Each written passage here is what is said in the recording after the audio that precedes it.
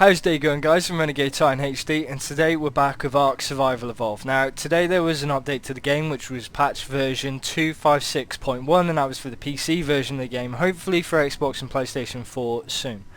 Now, with today's update, it added a whole host of new things. It added a nerf to flyers, it added new dinos, and all those kinds of things, and different mechanics. I'm not going to talk about those. If you've seen my videos before, I tend to do building videos and bases and those kinds of things.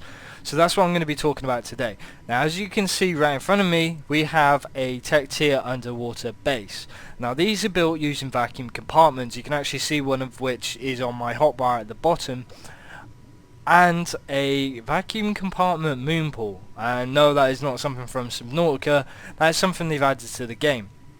Now, with these, I'm going to talk first about how to build them. Now, you unlock them the same way you've unlocked everything else for tech tier, and then you go to your tech tier replicator, access your inventory, and as you can see, we've got somewhat of a new UI as well. Now, it is a little bit confusing at first. On the right, we have the tech replicator's inventory system and crafting system. As you can see, you just click between these. Crafting, and then you navigate through all your engrams inventory to see what's in it.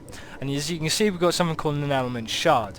Now, in order to make these, and we are going to need to make these and use these, you need to break down element, which converts into shards, and you use those to power the tech tier teleporter. And I'll be showing off some of that in a bit. Now, with crafting, you go to structures, and you go to misc, and you have your tech teleporter. Now, it says that it allows instantaneous traversal between teleporters. It requires a tech generator to power and element and tech engrams to use. Now, this is going to set you back a considerable amount of resources. It's going to require 85 element, 2500 metal ingots, 600 crystal, 150 black pearls, and 1200 polymer. Now, for the tech generator, it is going to require 30 element, 2400 metal ingots, 250 crystal, 120 black pearl, and 500 polymer. Now, powers tech structures and electrical structures wirelessly. Requires element to run and tech engrams to use. Now, if we go on to structures and we go to tech down here, you can see we have the vacuum compartment moon pool. Placed underwater, powered with a tech generator, and you can live and breathe in it. Has opening in the bottom for direct swimming access, and you can just see it in the picture there on the left of that message, and there's that little sort of trap door.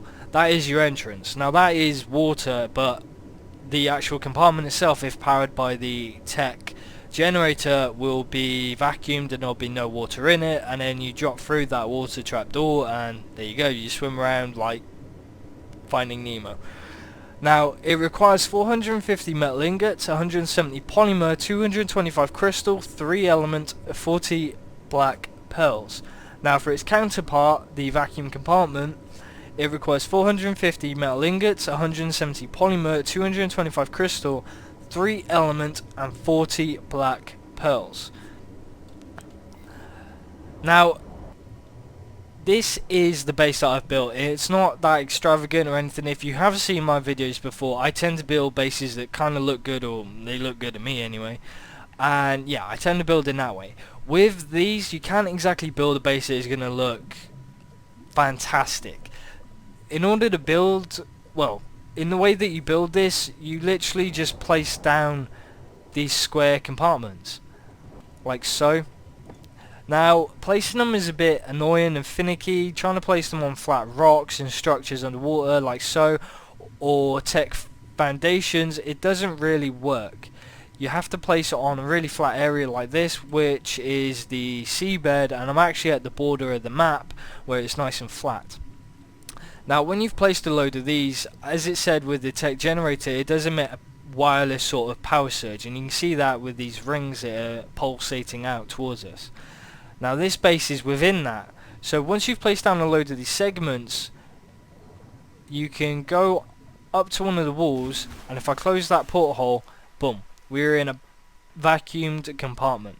And see this one which I just placed now, you can press the hold to open right porthole, and you can make the compartment even bigger, and you can even close off other sections like so. And then if you do one of these outer sections and you open it back up, the compartment will flood with water. Now one of the cool additions to this is every single one has its own options. Say for example, if I look at the floor and I hold, I can freeze the bottom porthole and it will turn into like a tech floor or tech foundation. I can do the same with the walls. Freeze front porthole, like so, and it'll look like this. And I can do the same with the ceiling. There you go, like so. So you can create the corridors out of this and all that. You can create openings and all these different things. Now one of the best ways to get in and out of your base is the moon pool, which looks exactly the same as one of those rooms, but it has this trapdoor feature. Now if I go up and in, like so, there you go. Now with the tech, there we go, with the tech generator, this is it right here.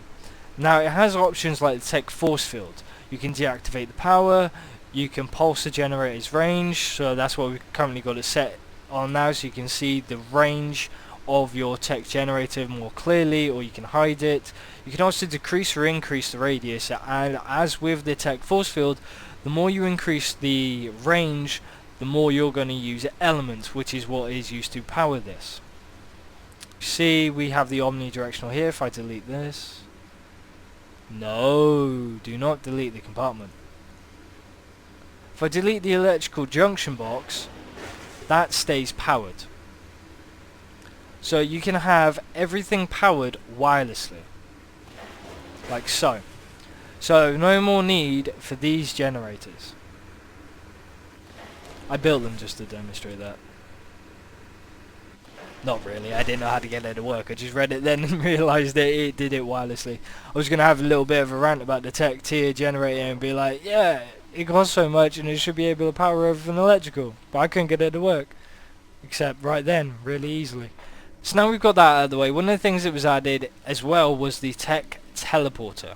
One of the other things they added to the game was a new UI. Now as you can tell by my hotbar down the bottom, it's got a completely different theme. Now if I go to my inventory now, the way it's set up is, as you can see, at the top we've got inventory and we can click craft and everything is pretty much the same. It just feels like it's got a different theme. So inventory, there's everything there, and as you can see we've got the transfer all button, we've got drop all, sort items by, folder view, new folder, and we've got obviously to search for specific things. Now if I go to crafting, yet again it's just the same as before, although it's more slick and more tech-ified, as you can see by like the background sort of pictures. You can see all these hexagons and all those kinds of things. I like it, but it kind of feels like a mod. It kind of feels like you've just downloaded a mod that edited the UI a little bit, and in all honesty, I could see the UI being this way to start out with when the game first came out, and the way it was before, what it turned into. I prefer that one somewhat. It's you know, it's all down to personal preference. But at the top we've got inventory, engrams, tribe manager, tame groups, survivor profile and options. Now if I go to engrams, it still looks the same in the way it's been set out, like so. It's just got a different theme, and that is mainly the change to the UI. It just has a different theme, so it's not really a big change. It's just more down to personal preference, whether you prefer the old one or this one. I personally believe this one should have been the way the game started out with, and then it developed into the other one. I really like the other one, but personal preference. Another little addition to the update 256.1 was that they made safes or vaults a lot smaller. A lot. Now if you've seen the video where I built this base, the very first one where I built this base, I've done two. One was just me having fun and talking a lot about tech tier. The second one was me actually doing a step-by-step guide of how to build this base. These little compartments were just big enough to house vaults. I had 2 vaults over there in the corner and 2 vaults over here in this corner. Well, that's now the size of it. It is now roughly 2 walls high and about one floor underneath it. So I mean, whereas you used to be able to have say 1 vault there, 1 vault there, if I do the code for it, which is 306, yeah, I can now place 2 right side by side each other, where you used to be able to place 1. So they still have, as far as I know, the same inventory space. Storage 150. Yeah, I think that's about right. I'm not quite sure what the original vault size was, but I think that's about the same size in terms of capacity that it can hold. But I mean, looking at it now, you can fit 4 vaults where you used to be able to fit 1. You know, so you could have 2 like that, you could have some ceilings above it, and then you could have 2 more on top and all those kinds of things. So people's ability to store resources and items has just become a whole lot better. Whereas you used to have that little sneaky room or that false wall, and behind it you used to hide all your journeyman, apprentice, ascendant, mastercraft blueprints and items and all that kind of stuff. I know some people used to do that. I used to when I was in my alpha tribe. We now have this. You know, you will be able to hide vaults in false walls and put blueprints and all those things in there. So even if they are discovered, no one's going to break your bookcase, no one's going to break your storage chest. Instead, they're going to have to deal with your vault. And it still has the same amount of health, 50,000. So there's 2 shots on it there, you know. It's still going to take a while to get into one of those things. Now this means that people who have been building drop-down vault walls, if you don't know what I mean by that, basically people completely outlined their bases in vaults. So say if someone blew one up in order to get into a base, the vault above it and above that and above that and above that would drop down and cut off and segregate where you would just try to break through into the base. It was this little PvP tactic that people were starting to use. And then other people would also build vaults inside bases in terms of outlining their walls with them, so when people broke through the walls, they'd have to then break through vaults. I mean, you could still technically do that, but I don't know if that's really worth it. But there you go, that's another little thing they've added to the game. So as I said, one of the other things that were added was the tech tier teleporter. Now this thing is gigantic. It will allow you to teleport across large distances. Now as I'm about to show, once you've built this thing on a very large bloody area and you've powered it with a tech generator, you go up to this pedestal, access your inventory, and you can see that I've already got some element shards in it. Now to teleport, it will use those element shards. You can see just there at the bottom it says teleport, and it will require 11 element shards. Now I've got one just down here, and I'm going to click it and I'm going to go.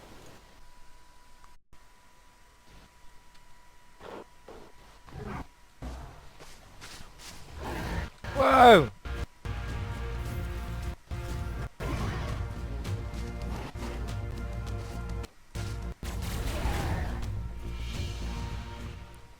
Okay, so it's not exactly instantaneous, but you can teleport very quickly over large distances. Now for me that lagged out massively, but that's mainly because I don't have a PC that can really run Ark purely and truly and fantastically. So hopefully people have better results with using the teleporter. But as you can see, I'm now on a different part of the map, and that only took maybe 5 to 10 seconds, but with immense lag as it loaded in the area here. So it is going to be a way to traverse massive distances. Now the only way I can actually see these being plausible is, say for example, if you have a big tribe and you have... there's a dinosaur. So the only way I can see these really being a viable option is if you have 2 very large bases and you have a large tribe and you want to get from one point to another really quickly. What is trying to kill me now? Leave the parasaur alone. That's not a parasaur, it's a gallimimus. Alright, so if you have a large tribe, these things are going to be useful. If you have 2 large bases, you know, 1 at each side of the map, they are going to be useful. To be honest though, through the size that they are, I don't really see a need to have one of these. What would have been a better option for Ark to have done, or sorry, Wildcard and the developers, is to build a smaller option, so you can say teleport through different levels of your base and all that kind of stuff, so you can have every compartment sealed off. But maybe that will be added later in the game. Maybe they will add a smaller version of the teleporter to teleport over smaller distances, because whilst using this teleporter I lagged out immensely. It really did not like it, and that is probably down to my PC. I don't have the best of PCs. It can run Ark in its current settings pretty damn well, but when using this and loading in the area, trying to instantly load in the area, it really did not like that. Okay, so that time it teleported me a lot quicker. Now, as I was talking about with tech tier underwater bases, you're not going to be able to build, say for example, a base like this, which I built in one of my previous videos. If you want to check it out, you can. You're not going to be able to build a base like this you know, it's quite a nice base, it's quite big, it's quite nice looking, all those kinds of things, or at least I think it is. You're not going to be able to build one of those kinds of bases. The kind of ideas I already have for building with the underwater bases are these, almost like you would consider an underwater research facility to look like, with these long corridors leading to big compartments and all those kinds of things. So if you've ever played Subnautica before, there's going to be massive similarities between the way you're going to build your bases.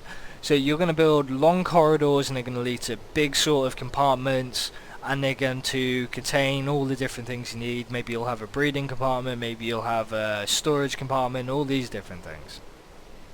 So there are going to be a lot of differences in terms of building between, say, the base you've got in front of me now, or the base we've currently got on the water towards the back of the map. You're not going to be able to build a big and extravagant base like we've got in front of us, but you are going to be able to build what everyone really wanted, a legitimate underwater base. I'm not talking about building it in a cave or an air pocket underwater, all those kinds of things which people had already done. You know, underwater bases is nothing new. People have been doing that for ages, ever since they realised they could build in these underwater air pockets. So underwater bases aren't new. People are going to still build those kind of bases, but it adds a more legitimate version of an underwater base where you can actually build underwater, you know, in the water, and vacuum out all the water and all those kinds of things. So it's going to be interesting to see what kind of different bases people come up with, and say for example maybe there's mechanics that I've missed when trying to build where you can actually incorporate a lot of the other tech tier task sets into those bases. So this is just a small and rough video just talking about the latest edition. So hopefully over the next couple of days, couple of weeks, more things will be thought of, more things will come out about the underwater bases, and people will learn how to build bigger and better, and we'll see what kind of stuff we can come up with.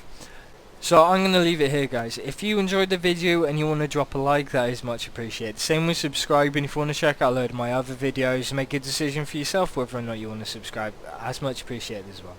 So as always, I hope you've had a great day, I hope you're having a great weekend, and hopefully I get to see you in the next video. Take care.